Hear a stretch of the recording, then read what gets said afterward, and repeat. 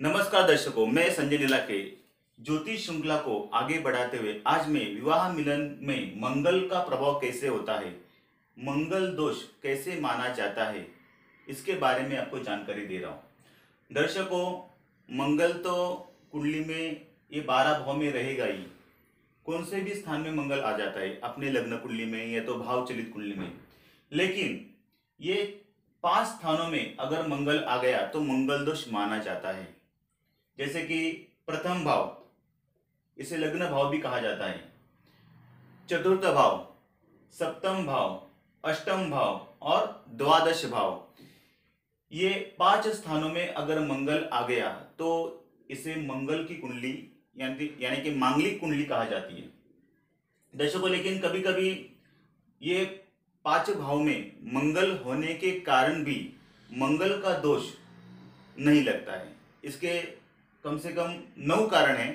हर एक कारण का मैं आपको जानकारी दे रहा हूं दर्शकों। सबसे पहले, अगर ये 5 भाव में मंगल है तो मंगल दोष माना जाता है। लेकिन अगर मंगल नीच भाव में है, नीच राशि में है, जैसे कि कर्क राशि में मंगल नीच होता है, समझो यहाँ पे समझो 4 आंकड़ा है, यानी कि चौथी राशि मेष वृषभ मिथुन कर्क, ये चौथी राशि, ये कर्क राशि में अगर मंगल आ गया तो इसे नीच मंगल कहा जाता है, तो मंगल का प्रभाव कम हो जाता है।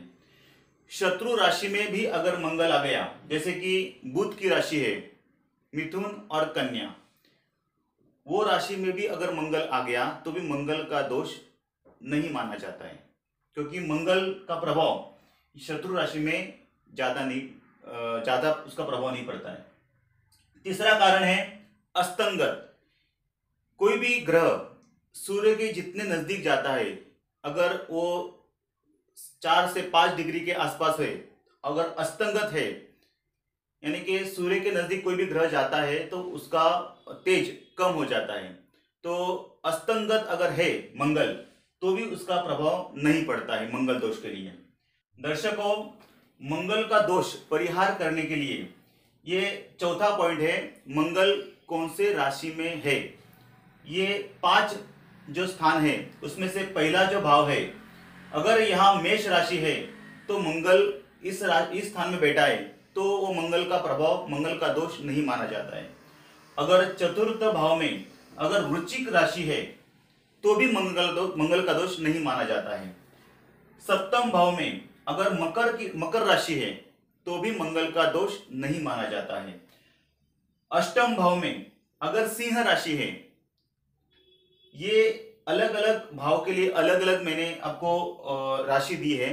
अगर अष्टम भाव में सिंह राशि आती है और उस स्थान में मंगल है तो भी मंगल का दोष नहीं माना जाता है। फिर 12वें भाव में यानी कि द्वादश भाव में अगर धनु राशि है तो भी मंगल का दोष नहीं माना जाता है। यहां में मैंने इसका पूरा लिख के दिया है, मेष वृश्चिक मकर सिंह धनु। इस प्रकार मेष वृश्चिक मकर सिंह और धनु, इस राशि में अगर मंगल आ जाता है तो भी वो मंगल का दोष नहीं माना जाता है। दर्शकों, ये जिसकी कुंडली है, जिसकी शादी करवानी है, उसके कुंडली में ये सभी प्रकार के प्रभाव देखना चाहिए कि इस प्रकार मंगल अगर है तो मंगल का दोष नहीं माना जाता है, नहीं के बराबर होता है, मंगल क्षीण हो जाता है। उसी प्रकार जोड़ीदार की कुंडली भी देखनी चाहिए, उसके भी कुंडली में ग्रहों की स्थिति कैसी है वो देखने के बाद ही, अगर जोड़ीदार को मंगल है और दूसरा जोड़ीदार उसको मंगल नहीं है तो भी मंगल का दोष रखना है कि नहीं रखना है, उसका मानना है कि नहीं मानना है, ये भी इस पॉइंट से मैं आपको बताता हूं। जो देखो दर्शकों, शनि की कुंडली, अगर जोड़ीदार की कुंडली में शनि प्रथम चतुर्थ सप्तम अष्टम और द्वादश, इस भाव में शनि अगर बैठा है तो शनि पावरफुल होता है, तो भी मंगल का दोष निकल जाता है। उसी प्रकार शनि की दृष्टि, अगर शनि की दृष्टि लग्न भाव में पड़ती है, सप्तम भाव और लग्न भाव में अगर शनि की दृष्टि वक्र दृष्टि पड़ती है तो भी मंगल का दोष नहीं माना जाता है। अगर गुरु बलवान है, कुंडली के अंदर गुरु, शनि, राहु और रवि, ये 4 ग्रह अगर बलवान है जोड़ीदार के कुंडली में तो भी मंगल का दोष नहीं के बराबर होता है।